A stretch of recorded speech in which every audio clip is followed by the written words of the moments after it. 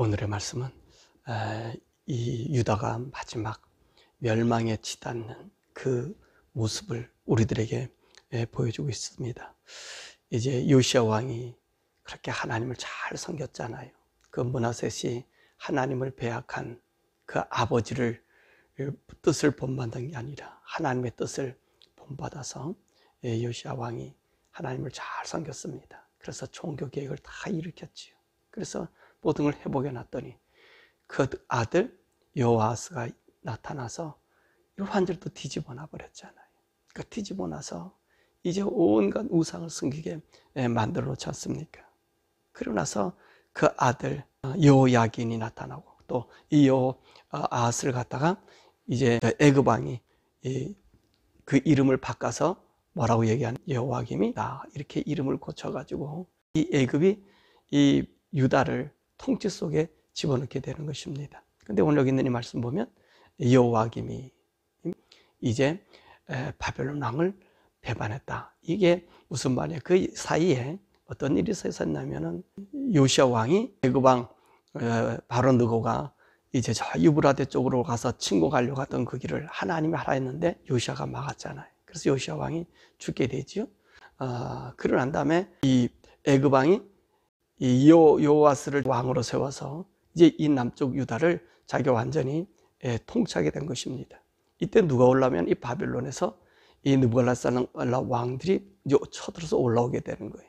그래서 이 애굽과의 싸움을 하게 되는 거죠. 그래서 애굽과 싸움을 해서 승부가 나질 않아요.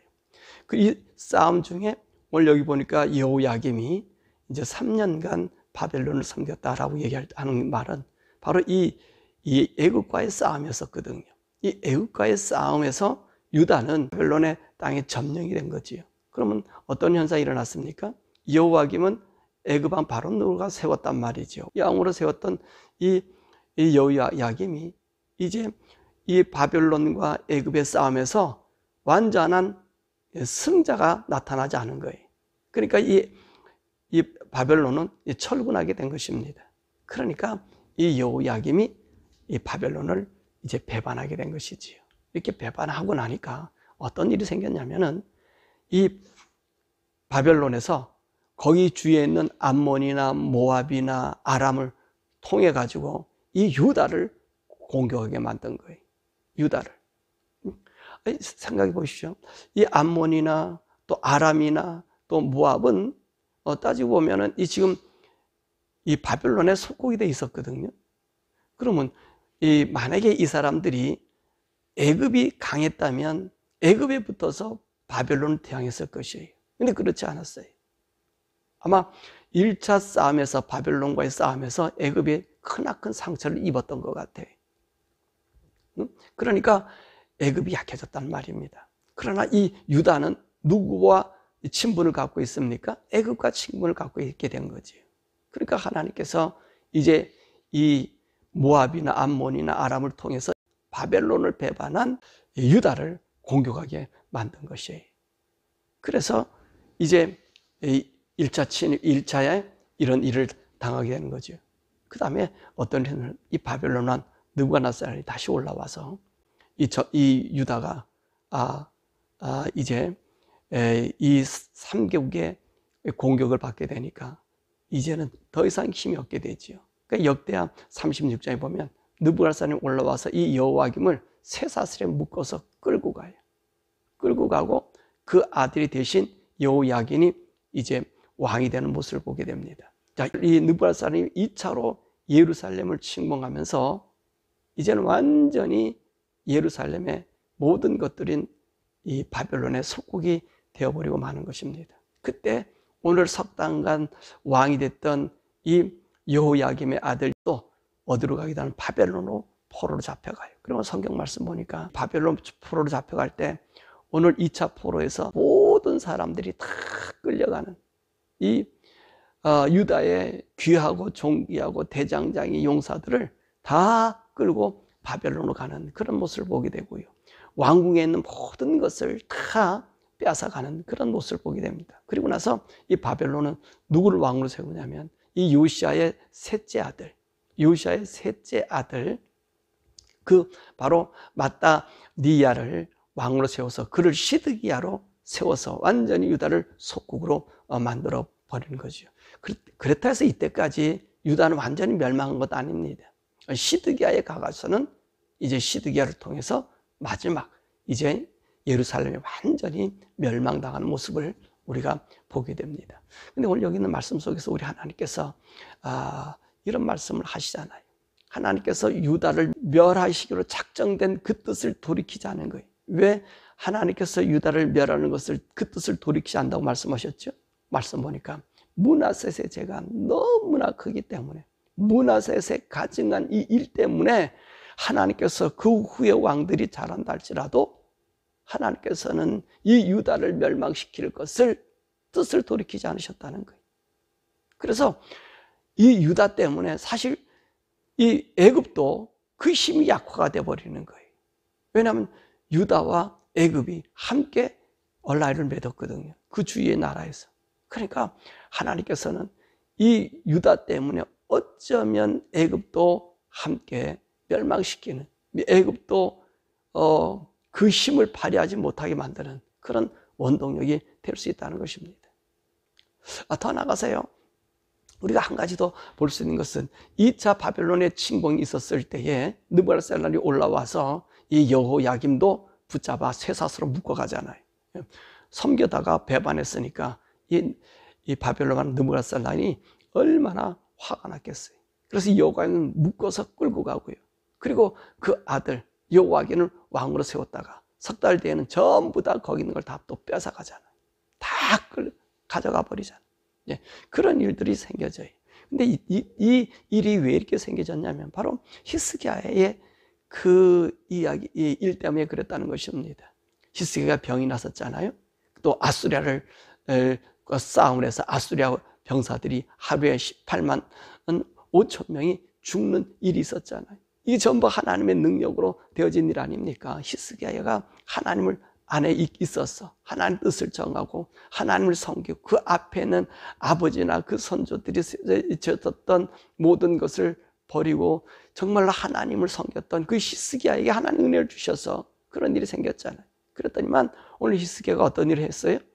자기가 병났다는 소리 듣고 이 바벨론이 왔잖아요. 사절단을 보냈잖아요. 편지와 그 예물을 가지고 왔잖아요. 그때 이 히스기야가 자기가 우쭐한 마음을 가지고 자기 왕궁에 있는 모든 것을 다 보이지 않았습니까? 열왕기하 20장의 말씀 아니에요? 그랬더니 어떤 일이 생겨요? 하나님께서 이사야 선지자를 통해서 네가 다 보여줬느냐? 너의 왕궁에 있는 이 모든 것들을 다 바벨론이 가져가게 될 것이다 라고 얘기해요. 그리고 네 자손은 이제 바벨론에게 끌려가게 될 것이다. 거기 가서 환관이 될 것이다 라고 얘기하잖아요. 그런데 이 히스기야가 뭐라고 얘기했다 그랬습니까? 예, 그렇게 되십시오. 내 때만 평안 들으면 되겠습니다. 내 자손인들 무슨 소용이 있겠습니까? 이렇게 얘기했단 말이에요. 보세요. 히스기야가 자기가 병들었을 때, 그리고 자기가 자식 없을 때 얼마나 하나님께 부르짖고 기도했어요. 그래서 얻은 아들이 므낫셋이고, 또 기도해서 나서서 그래서 바벨론 사절단이 오니까 보세요. 교만해져서 오히려 이 나라의 멸망의 치국으로, 하나님 말씀이 이루어지는 치국으로 닿게 되잖아요. 참, 그러니까 우리가 사랑하는 여러분, 우리가 기도하는 것, 또 우리 때에 오늘 이 므낫셋이라고 하는 이런 자들이 되지 말자는 거예요. 우리 가문에서 다윗과 같은 사람이 되고 이 히스기야나 이 므낫셋 같은 사람은 되지 말자. 이 므낫셋과 같은 사람은. 왜 그러지요? 므낫셋이요, 그 얼마나 유다를 더럽게 만들었습니까? 그 아들 요시야가 다 정결하게 만들어도요 끝도 없었잖아요. 끝도 없었어요. 그리고 그 할아버지 므낫셋에 의해서 만들어진 그 베이스먼트가 사람들의 마음을 다시 뒤돌려놔서 유다가 회복할 수 없는 그 길로 이 므낫셋의 죄값을 반드시 치르겠다는 거예요. 그게 하나님의 무서움이죠. 사랑하는 여러분, 그렇기 때문에 오늘 우리가 하나님 앞에 기도하고 하나님께 바랄 때 정말로 우리의 소원인지 아닌지를, 또 우리의 열망인지 아닌지를 우리가 생각해야 됩니다. 그럼 여러분들이 이렇게 생각할 거예요. 우리가 하나님 앞에 기도할 때 우리가 소망과 희망 없이 기도하는 겁니까? 그렇게 여러분이가 반문할 수 있어요. 반문할 수 있어요. 근데 맞습니다. 우리의 소망과 희망, 여러분, 우리의 소망과 꿈은 얼마나 많이 있습니까? 근데 우리 소망과 꿈을 가만히 들여다보면 그거 다 어디에 귀결되어 있습니까? 우리의 욕심에 귀결되어 있다는 거예요. 우리의 욕심, 욕망. 내가 이 세상에서 희스기야처럼 어쩐 우쭐함이 우리에게 사로잡힌 그런 소망과 희망 아닙니까? 우리가 기도하면서도 어떤 기도를 해요? 내가 이렇게 하면 하나님 앞에 더 큰일 하겠습니다 라고 얘기하잖아요. 근데 보세요. 하나님 위해서 더 큰일 한다고 하는 그 말 내용 속에 뭐가 있습니까? 나도 한번 커봅시다. 나도 당신의 이름 위에 내가 한번 올라타 봅시다 라고 하는 그 잔재가 끼어있지 않습니까? 그러죠. 그러니까 우리 소망, 우리가 희망, 우리가 바람, 이 기도를요, 사실 정말로 이것 없이 하나님만을 위한 내 욕망과 삶이 된다면 그 기도는요 많이 해도 괜찮아요. 그런데 우리는 그렇지 않잖아요. 왜 내가 희망과 하나님 앞에 요구와 간구를 갖게 되는 거죠? 그 배면에 다른 것이 있단 말입니다. 다른 것이 있어요. 나의 욕망이 나타나기 때문에 그래요. 제가 어느 유튜브를 보니까 우리 이 나라에, 한국에 가장 오래 산 철학자가 계십니다. 그분이 이런 말씀을 하더라고요. 이 서점에 가면 책이 있는데 이 절의 이 중들, 이 스님이 쓴 책을 사람들이 많이 읽는데요. 그래서 책을 많이 사간대요. 근데 목사님들이 쓰는 책을 사람들이 안 사간대요. 잘 안 팔린 베스트셀러가 안 된대. 왜 그러냐 했더니만 이 중들이 하는 이 이야기는 사람의 이야기를 많이 한다는 거예요. 우리 인간의 가려움증도 긁어주고 인간의 사는 삶의 원리도 얘기해주고 그렇게 얘기한다는 거예요. 그래서 그 책이 재밌다는 거예요. 근데 이 목사님들이 쓰는 책은 그런 재미가 없다는 거예요. 그래서 이분이 무슨 비유를 하시냐면 이런 비유를 하시더라고요. 예수님과 바리새인을 비유하면서 왜 예수님에게 많은 사람이 몰려들었느냐. 그러니까 예수님께서는 우리 인간 삶의 이야기를 해줬다는 거예요. 인간의 병도 고쳐주고 그런 일을 해가지고 이 민간들이, 사람들이 예수님을 이렇게 접할 수 있었다는 거예요. 근데 바리새인들은 율법이 뭐다 하니까 그것이 재미가 없었다는 거지요. 그런 비유를 하더라고요. 그분은 저보다 나이 거의 한 두 배, 약 한 2배 정도가 더 드신 분이에요. 지식도 많아요. 교수도 하셨고요. 철학자라고 존경하기도 하고요. 근데 저는 그 얘기를 들으면서 이런 생각을 해봤어요.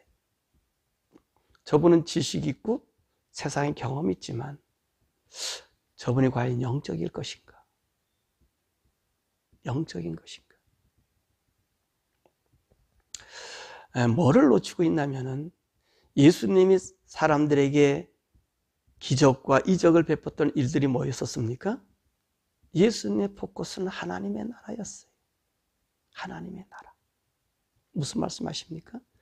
예수님은 그들에게 성경에 의해서 메시아가 우리에게 오면 이런 일을 행할 것이라고 하는 메시아의 사역에 병 고치는 이들과 그들의 짐을 져주신 일을 예수님이 하시는 거예요. 그리고 예수님께서 항상 하신 말씀은 하나님의 나라였어요. 포커스. 그래서 우리 예수님이잖아요. 네가 모든 것을 다 가져도 네 생명을 잃으면 그게 네 것이 될 것이냐? 네 목숨을 무엇으로 바꾸겠느냐? 우리 하나님 영생에 대한 이야기를 하셨거든요. 천국에 대한 이야기를. 천국에 대한. 근데 바리새인들은 무엇을 얘기했습니까? 세상을 얘기한 거예요. 세상을. 하나님의 법을 이용한 세상을 얘기한 거예요. 그래서 다른 거예요. 오늘 우리가 기도하는 우리 기도가 무엇입니까? 우리 소망이 무엇입니까? 우리 예수님도 그러셨잖아요. 너희가 기도하는 기도는 내 뜻이 아닌 하나님의 뜻이라는 거예요. 우리의 소원이요, 기도하는 이 소원을 이루지 말라는 건 아닙니다. 소원을 아뢰십시오. 근데 우리의 소원이 나의 욕망이 될 수 있다는 거예요. 저의 작은 그 삶의 모습을 봐도요, 내가 하나님 앞에 기도하는 기도를 보면 내 욕망이란 말입니다. 내 욕망.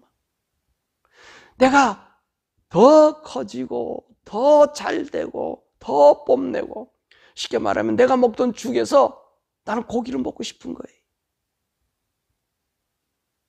내가 타고 다닌 차에서 더 업그레이드된 차를 타고 싶은 거예요. 내가 살고 있는 집에서 더 번듯한 집에서 살고 싶은 거예요. 여러분, 이건 잘못하면 히스기야 기도같이 될 수 있고요, 또 문하셋을 낳는 괴물을 낳을 수 있는 기도가 된다는 거예요. 그럴 수 있다는 것입니다. 우리는요 하나님의 뜻이 돼야 돼요. 내가 소원을 하나님께 이뤘습니까? 내가 정말 하나님 은혜로 말미암아 내가 죽 먹던 사람이 고기를 먹을 환경이 되었다는 거예요.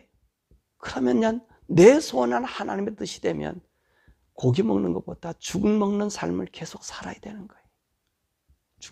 그 요한 웨슬레가 왜 그렇게 위대한 줄 아십니까? 그는요, 나이가 들면 들수록 거기도 인플레가 없습니까? 그래도 그는요, 그 자기가 처음 살았던 기본 삶을 살아갔던 거예요. 기본. 그러니까 쉽게 말하면 그가 그 많은 사람들의 존경을 받고 복음을 전하면서도요, 그 많은 헌금이 들어와도 자기가 쓰는 돈은요 정해져 있었어요. 처음에 목회 시작했을 때 그 목회 정한 돈 외에는 올라가지 않았단 말이에요. 그것 외에. 그러니까 웨슬레 부인이 악처라는 얘기 하잖아요. 왜 악처가 됐습니까? 인기도 있고 뭐 있고 그러면 돈도 많이 들어올 텐데, 잘 누릴 텐데, 웨슬레가 그 일을 하지 않았던 거예요. 그 삶이 겨우 죽만 먹고 밥만 먹고 살 그 형편이 있었던 거예요. 이게 위대한 하나님의 사람들의 삶입니다. 이게 기도 응답 받은 자의 모습이에요. 그러니까 우리가 기도하는 거, 꿈과 희망을 갖고 기도하는 이 기도, 여러분들이 지금 같은 삶을 살기 위해서 기도한다면 기도하라는 거예요. 그대로 하지만 이것 가지고 내가 더 나사지고 번듯해져서 이게 하나님이 하신 일입니다, 히스기야처럼 그런 과시욕이 나타나면 므낫세 같은 괴물을 낳게 되는 거예요. 하나님이 치 같다는 아들을 낳게 되는 거예요. 세상의 모든 것을 다 갖다 놓고 하나님을 조롱하는 아들이 될 수 있다는 거예요.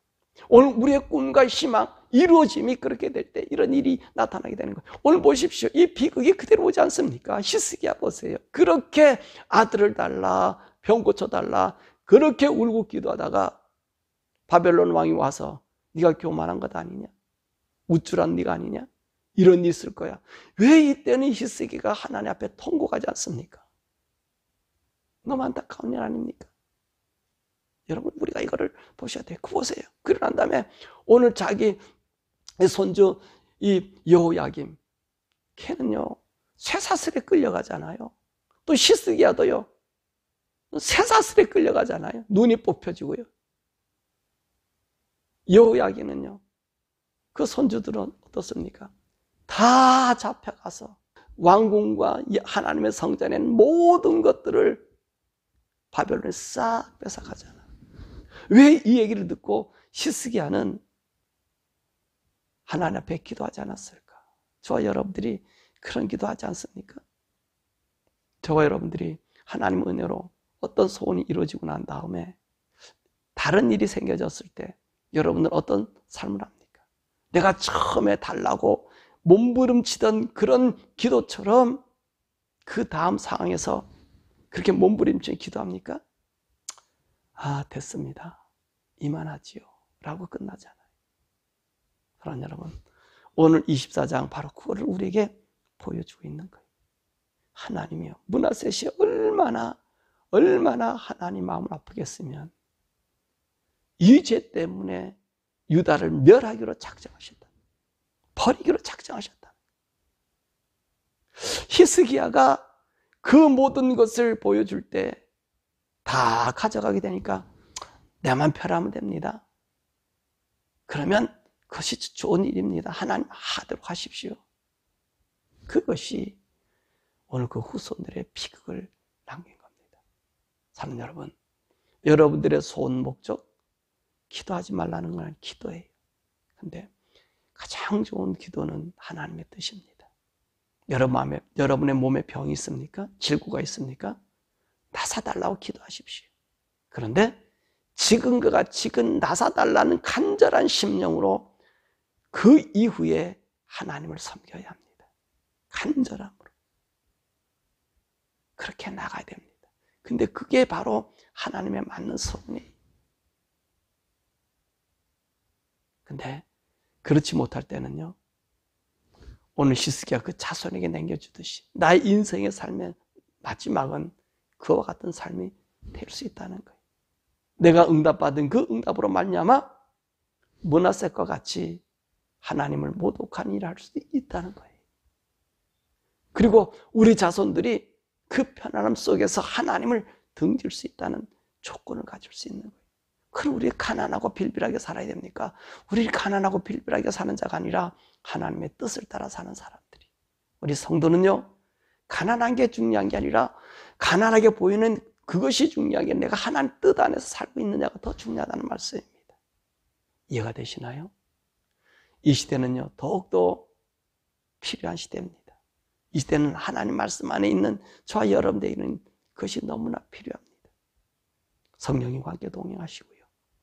그분이 나의 삶을 인도해 주실 거예요. 발걸음 하나는 인도해 주실 거예요. 여러분, 그 인도하심을 여러분 사십시오. 때로는 것이 여러분 보기에는 이상하다 할런지 모르지만 하나님과 동행하고 성령님과 함께 하시는 분들은 하나님이 단계마다 움직이는 게 있어요. 단계마다 하시는 일이 있다고. 그러면 거기에 맡기고 사는 거예요. 그러면 그 하나님께서 내가 사는 것이 아니라 내 속에 그리스도께서 사셔서 성령이 원하시는 대로, 우리 하나님 원하시는 대로 우리 발걸음이 옮겨진다는 말입니다. 여러분, 성과 좋아하지 마세요. 결과 좋아하지 마세요. 눈에 보이는 그 어떤 것으로 하나님의 영광을 찾지 마세요. 여러분, 지금 이 순간 한 스텝 한 스텝 놓는 그 스텝에 성령님이 함께 하기를, 나의 기도가 하나님 뜻에 맞기를, 내가 하나님 말씀 듣고 배움이 하나님 내게 해주시는 말씀으로 오늘 우리의 삶 이끌려 나가는 귀한 복된 삶들. 그래서 오늘 24장의 말씀 보니까 이게 얼마나 비참한 얘기입니까? 얼마나 고통스러운 얘기입니까? 이 말씀 볼 때마다 나는 여러분들이 히스기야를 떠올리고 므낫세를 떠올려서 나의 소원과 나의 기도가 우리 자손들에게 어떻게 미칠 것인지 보셨어. 하나님이 기하시고 선한 역사를 여러분의 삶 속에 창조해내는, 그리고 믿음 안에서 걸어가는 복된 성도 되시기를 주님의 이름으로 축원합니다. 우리 시간에 함께 기도하지요. 오늘 열왕기하 24장의 말씀을 우리가 배웠습니다. 이 24장은 누구의 부산물이라고 그랬습니까? 히스기야의 부산물. 그리고 누구 때문에 하나님 마음을 돌이킬 수 없었다고요? 히스기야 아들 므낫세 때문에 그렇습니다. 자, 그럼 오늘 설교에서 무슨 말씀 우리가 배웠죠? 하나님 오늘도 우리 하신 말씀이 무슨 말씀이었죠? 여러분이 한 기도, 그 기도가 나의 욕망 되지 않기를. 오늘 이 시간에 우리 함께 기도하십시다. 내가 하나님 앞에 드려지는 모든 소원, 그 소원의 RM이 나에게 나타났을 때 이것이 히스기야처럼 나의 욕망이 되지 않게, 나의 자랑거리가 되지 않게, 내가 그것을 통해서 하나님을 이용하지 않게. 그래서 정말로 하나님 안에 내가 처음 기도했었을 때 그 모습으로 항상 되돌아가 살 수 있는, 내가 기도 응답받고 내 소원이 이루어질 때 그 자리로 돌아가 살 수 있는, 그래서 므낫세과 같은 그런 괴물을 나의 인생이나 또 우리 자손들에게 남기지 않게 하기를 주여 성령님이여 나를 붙잡아 주셨어. 내 마음의 뜻과 나의 생각이 하나님께만 있게 하옵소서. 하나님 뜻 안에 걸어가게 하옵소서. 내 기도에 복음의 은혜를 받았다면 그 은혜의 책임을 또 의무를 다하는 우리가 될지언정 그것을 올라타서 방종의 길을 삼는 히스기야가 되지 않게 해달라. 우리 주여 부르고 기도하고 미국과 한국에서 기도해 주길 바랍니다. 주여.